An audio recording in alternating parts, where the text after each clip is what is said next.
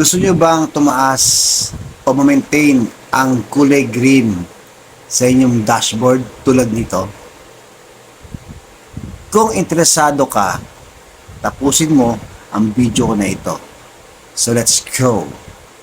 Disclaimer: hindi po ako eksperto sa larangan ng pagtuturo tungkol sa Reels.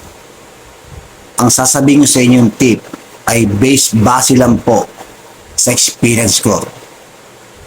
So yun guys. Tip number 1. Kapag mayroong mga reels na dumadaan sa wall mo, panoorin mo lang. Tapusin mo. Kasi hindi pwede kang magla-like ka, magko-comment ka, mag-share ka, hindi mo tinatapos ang video. So yan, maling engagement yan.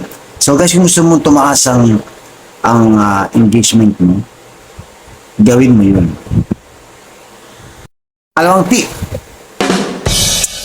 pagkatapos mong panoorin ng video, mag-like ka na. Napakalaga na ng like. Kasi syempre, kapag pinanood mo siya at gusto mo siya, magla-like ka. Pangatlong tip, mag-comment ka na naaayon sa video. Hindi po pwede magko-comment ka na dispalinghado na hindi naman angkop sa video pinanood mo. Diba guys? May mga lumalabas dyan na caption na nakatype na. Pero guys, pag nanood ka ng video, panoorin mo yung nilalaman. Kasi, once na pinanood niya, tinapos mo yan. Dapat yan, alam mo yung i-comment mo, hindi basta-basta.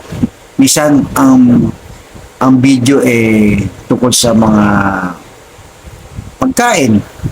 Minsan may mag-comment dyan, nice, beautiful, ba ganun.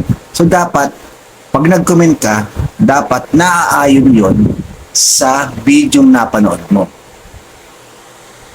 Pang-apat at huling tip na ibibigay sa inyo.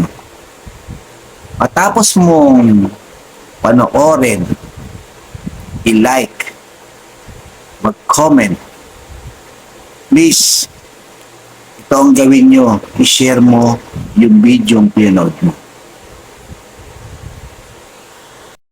Lastly, gusto ko lang sabihin sa inyo, kapag tinanggap mo na pumasok sa mundo ng Reels at naka-open na ang professional mode mo, ito yung mangyayari sa'yo talaga, guys. Wala kang reason para hindi gawin lahat. Ngayon, kung ayaw mong maistorbo, ayaw mong gawin lahat ito, at wala ka na mga gusto na mamonetize ka, it's up to you.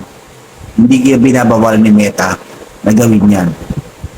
Pero, kung ikaw ay naghahangad na mamonetize ka, gawin mo yung sinabi ko sa'yo. Kasi pag hindi mo ginawa yan, talagang bababa at magiging kulay-pula lagi ang performance mo. So yun guys, tip ko lang sa inyo, pwede kang sa umaga, 10 videos na dadaan sa wall mo, panoorin mo, gawin mo lahat. Then sa tanghali, another 10, sa hapon, another 10, and sa gabi, another 10. So, 40 videos na papanoorin mo sa loob ng isang araw is enough na para masabi ni Meta na ikaw ay posigidong monetize. So, yun guys, sana po meron kayo natutunan sa sinasabi ko sa inyo. Inuulit ko, hindi po ako professional. Hindi rin po ako nagbibigay ng tutorial. Lahat ng sinabi ko sa inyo is base lang po sa aking experience. Kasi, nung nag-start ako mag-reels, hindi ko yun alam.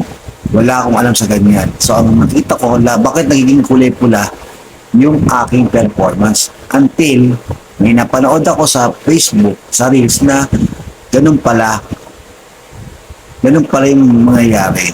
So, anong dapat kong gawin? Aralin.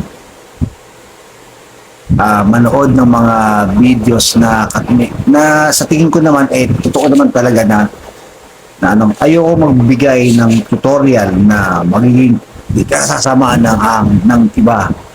So, ang sinasabi sa inyo ngayon is base lang po sa experience ko bilang contemplator.